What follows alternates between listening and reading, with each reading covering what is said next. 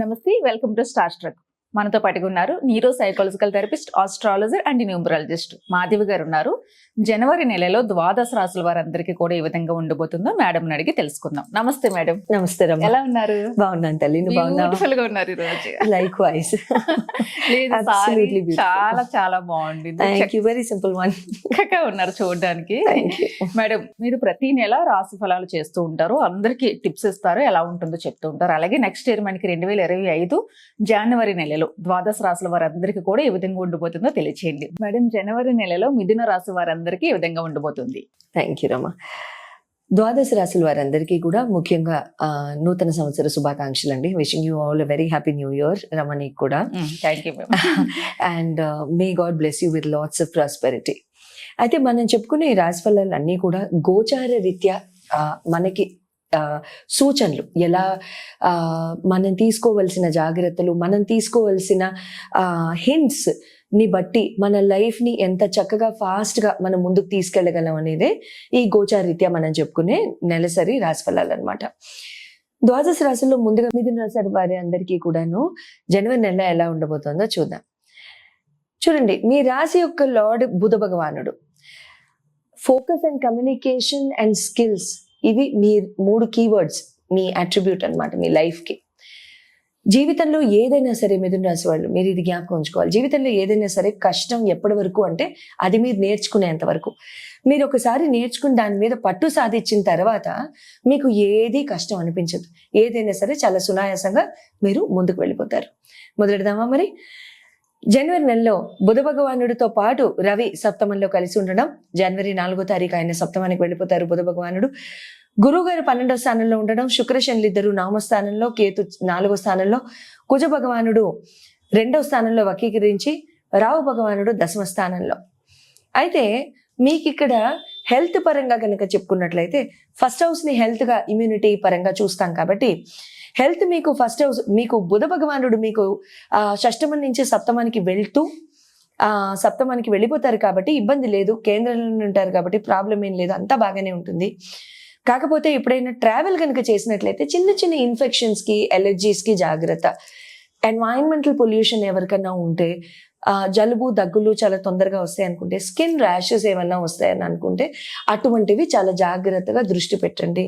Take care of your clothes. ఈ తడి seasons కాబట్టి ఇవన్నీ కూడా, రెయినీ, వింటర్, ఇవన్నీ ఈ సీజన్స్ కాబట్టి క్లోత్స్ కి పరంగా ఉన్న స్కిన్ ర్యాషెస్ ఎక్కువగా రావడానికి మీకు ఇక్కడ అవకాశాలు ఉంటాయి. Beware of that. ఎడ్యుకేషన్ పరంగా విద్యా బుద్ధులు కనుక చెప్పుకున్నట్లయితే మీకు శుక్ర భగవానుడు 9వ స్థానంలో ఉండడము, శనితో పాటు మంచి ఫోకస్ ఉంటుంది. చాలా చక్కగా చదవగలుగుతారు, పరీక్షల్లో ఉత్తీర్ణతతో పాస్ అవుతారు, అన్నీ బాగుంటాయి. ఈ టైంలో ఎవరికన్నా మిథున రాశి వాళ్ళకి గవర్నమెంట్ ఎగ్జామ్స్ రాస్తున్న వాళ్ళు ఎవరైనా ఉంటే చక్కగా రాయండర్రా, మీకు భలే వస్తుంది, చాలా చక్కగా పాస్ అయిపోతారు. అంతేగాని లాస్ట్ మినిట్ బ్యాటింగ్ చేసి నువ్వు పాస్ అవ్వ, నేను పాస్ అవ్వలేదు మాధవి అని కింద కమెంట్లు రాయకండి. ఎన్నాళ్ళు చదివారు ముందు ఫోన్ చేసి చెప్పండి. అమ్మా టైం బాగుంది, చక్కగా టైం బాగుంది అంటే మీరు ఇంత చదివినా ఇంత గుర్తొస్తుంది, చాలా చక్కగా ఉంటుంది. ఎడ్యుకేషన్ లో క్లారిటీ ఉంటుంది, ఫోకస్ ఉంటుంది, మీరు చదివిందల్లా గుర్తొస్తుంది. ఎగ్జామ్ రాసే వేళకి చక్కగా పేపర్ మీద వాడు ఇంత రాయమంటే ఇంత పెట్టొస్తారు, చాలా చాలా బాగుంటుంది. అయితే 28 జనవరి తర్వాత కూడా శుక్ర భగవానుడు కూడా బాగున్నాడు కాబట్టి ఓవరాల్ గా చాలా బాగానే ఉంటుంది. ప్రేమ వ్యవహారాలు కనుక వచ్చినట్లయితే 4వ తారీఖు తర్వాత కొంచెం డామినేటింగ్ యాటిట్యూడ్ మీలో పెరుగుతుంది. ఎందుకు? బుధ భగవానుడు మార్పు వల్ల. రవి బుధులు ఇద్దరు సప్తమంలో కలిసి ఉంటారు కదా, కాస్త ఈ యాటిట్యూడ్ మొదలవుతుంది అనమాట. కొంచెం డామినేటింగ్ యాటిట్యూడ్, నేను చెప్పాను నువ్వు వినలేదు, నేను ఆ రోజు ఆ మాట చెప్పాను కదా ఇది వినలేదు, ఇలాంటి వాటికి ఇవి కాస్త వస్తూ ఉంటాయి. అవి కొంచెం పక్కన పెట్టి సునాయాసంగా వాటిని కనుక ట్యాక్టిల్ చేసుకుంటే ప్రేమ వ్యవహారాలు కూడా బాగానే ఉంటాయి. కాకపోతే ఏమవుతుందంటే అన్నెసెసరీ ఆర్గ్యుమెంట్స్కి తావివ్వకండి.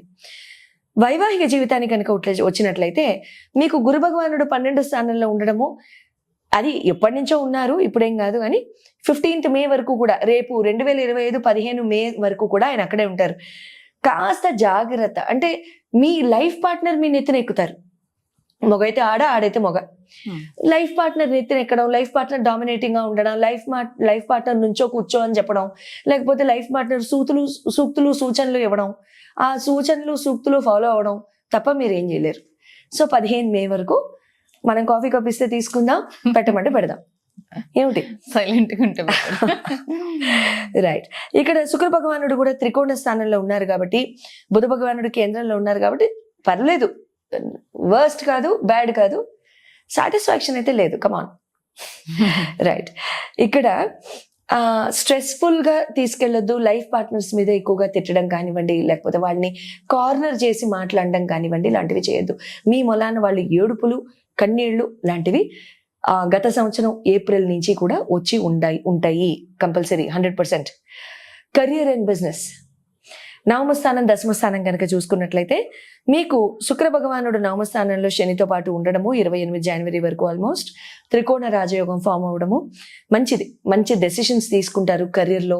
ఏదైనా జాబ్ మారదాము, ఈ ఇంటర్వ్యూకి వెళ్దాము, బాస్తో ఈ పరంగా మాట్లాడితే బాగుంటుందేమో, బాస్తో నేను ఇలా చేద్దాం అనుకుంటున్నాను ఈ సంవత్సరము. ఇప్పుడే అప్రైజల్స్ అయి ఉంటాయి చాలా మందికి, డిసెంబర్ టు డిసెంబరే ఉంటాయి కార్పొరేట్లో. July to July, April to April చాలా తక్కువ అయిపోయినాయి. సో కాబట్టి అటువంటివి ఎవరైనా ఉన్నట్లయితే, అటువంటి వాళ్ళు ఎవరైనా ఇన్నాళ్ళు టైం దొరకలేదు అనుకుంటే దిస్ ఇస్ యువర్ ఛాన్స్. చెప్పండి, ఇబ్బంది లేదు, టేక్ ఇట్ ఫార్వర్డ్. వింటారు, మీ మాటలు వింటారు.